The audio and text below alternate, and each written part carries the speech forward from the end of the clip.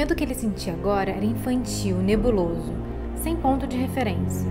Uma casa era uma casa, tábuas dobradiças, pregos e soleiras. Não havia nenhuma razão para achar que cada estalido da madeira fosse causado por emanações malignas. Era pura estupidez. Fantasmas? Ele não acreditava em fantasmas.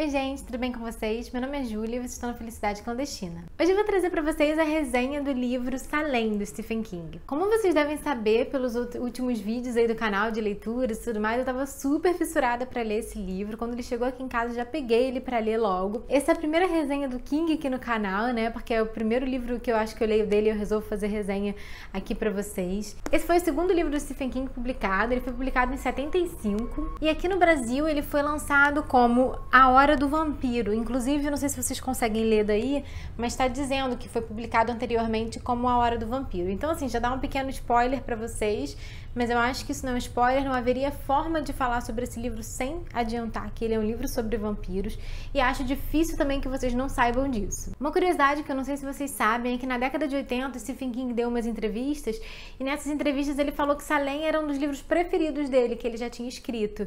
Isso é muito legal, o Salem, inclusive, é um livro premiado dele, né? Eu acho que, não sei se entrou para os meus preferidos, mas com certeza é um bom livro, um livro muito bem escrito, um livro com um bom ritmo, assim, sabe, de leitura, com bons personagens que são bem construídos, com uma narrativa bem interessante de ler e que te prende do início ao fim.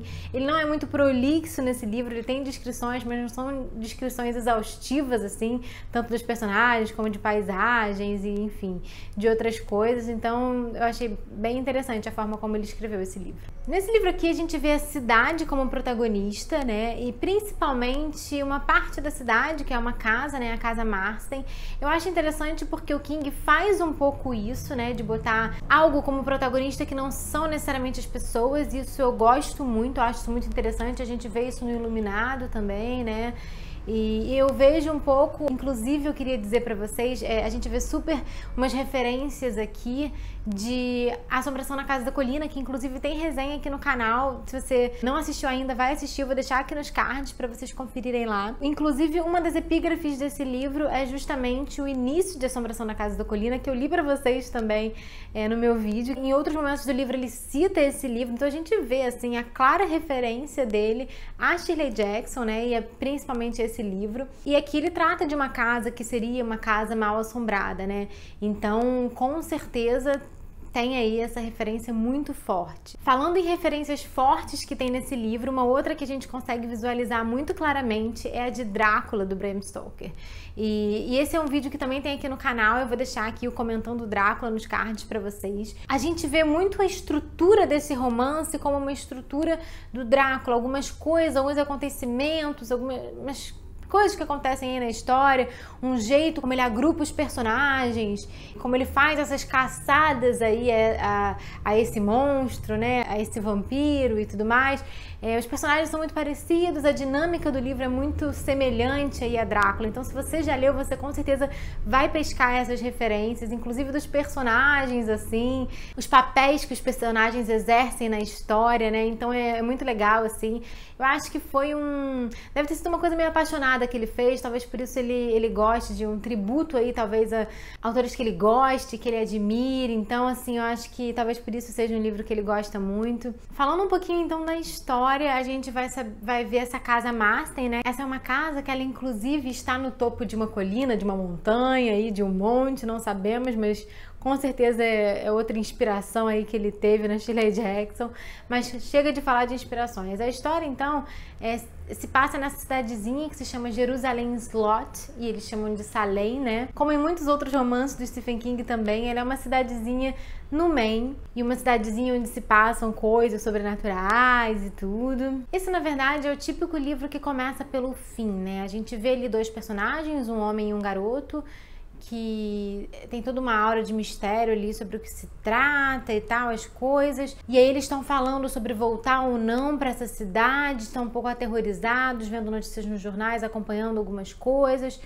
E aí eles decidem voltar. Quando eles decidem voltar, a gente acompanha o que aconteceu antes, né? Que levaria eles a estar nesse lugar, enfim, e não estar mais nessa cidade. E um dos nossos personagens é o Ben Mears. Ele é um escritor que volta para a cidade porque ele já morou lá há alguns anos, quando ele era mais novo.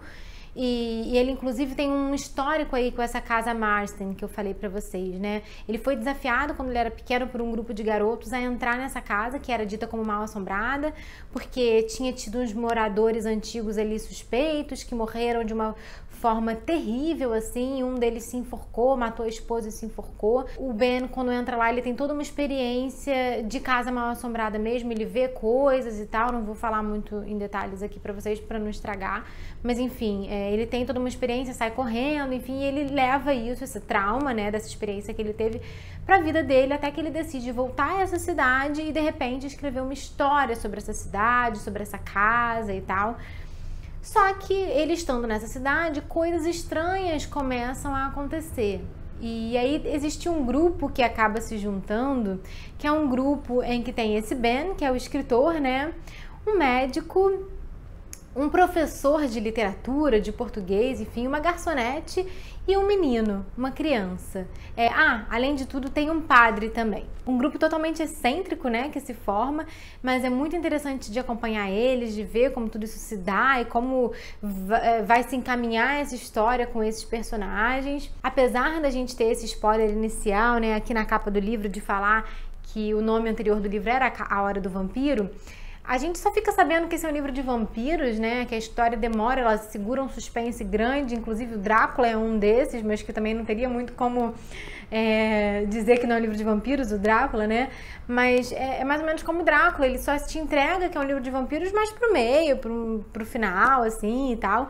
Mas você já vai suspeitando por tudo. O suspense, a forma como ele monta o suspense também é muito parecida com a forma como é montado o suspense no Drácula. Isso é bem legal. Até porque, né, eu tinha lido Drácula, eu li o Drácula esse ano, então tava muito fresco na minha cabeça toda a história, todo o enredo e tal. E quando eu me deparei com essa história, eu conseguia fazer essas analogias e, enfim, perceber essas referências, né? Acho que uma coisa só que eu não contei ainda é que essa casa, né, a Casa Marston, ela recebe 2 forasteiros que vão alugar a casa.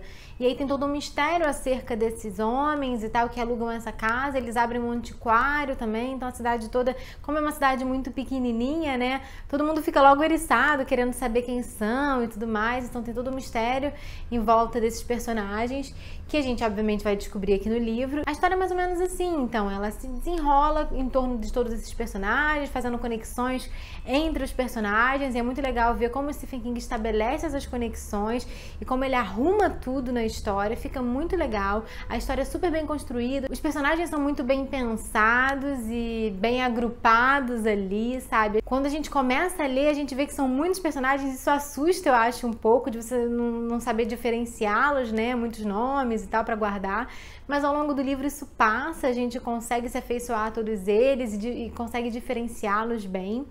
Então essa foi uma história que me prendeu muito, que eu gostei bastante de ler. E eu acho que é isso, assim, não quero falar muito mais para não entregar muito a história para vocês. Eu acho que vale a pena vocês lerem, vocês tirarem as conclusões de vocês também. Foi um livro que eu gostei muito do King, que eu tava com vontade, que, enfim, supriu as minhas expectativas, não superou e também não foi algo que ficou abaixo das minhas expectativas. Assim, não foi uma leitura sensacional, acho que eu devo ter dado 4 estrelas, né, algo assim, mas eu gostei, foi uma leitura gostosa de fazer, que me deu aquele aconchego de Stephen King que eu tenho visto que me traz, o que é engraçado, porque eu nunca esperaria que o Stephen King fosse me trazer isso quando eu comecei a ler os romances dele, mas tenho tido esse conforto nas obras dele, assim, na escrita dele, nos personagens que ele constrói, que ficam meus amigos ali. Então, gostei bastante desse livro. Em torno dos moradores, a bestialidade da noite rompe em asas tenebrosos. A hora do vampiro chegou. Então é isso, gente. Isso era o que eu tinha pra trazer pra vocês sobre o Salem do Stephen King. Eu espero que vocês tenham gostado. Me contem aqui embaixo se vocês também já leram ou se vocês estão com vontade de ler, o que vocês acharam. Eu vou deixar o link pra compra desse livro aqui embaixo, é o link da Amazon. Se vocês compram por esses links, vocês ajudam demais o canal a crescer, então eu já agradeço aqui pra vocês. Eu vou deixar também as minhas redes sociais aqui embaixo, o Scoob, Instagram, o Facebook. O Scoob e o Instagram são os que eu mais atualizo lá, as minhas leituras e tal, o que eu terminei, o que eu tô lendo. Então me acompanhem por lá pra vocês verem, ficarem sempre sabendo. E é isso, a gente se vê no próximo vídeo. Um beijo enorme, Tchau, tchau!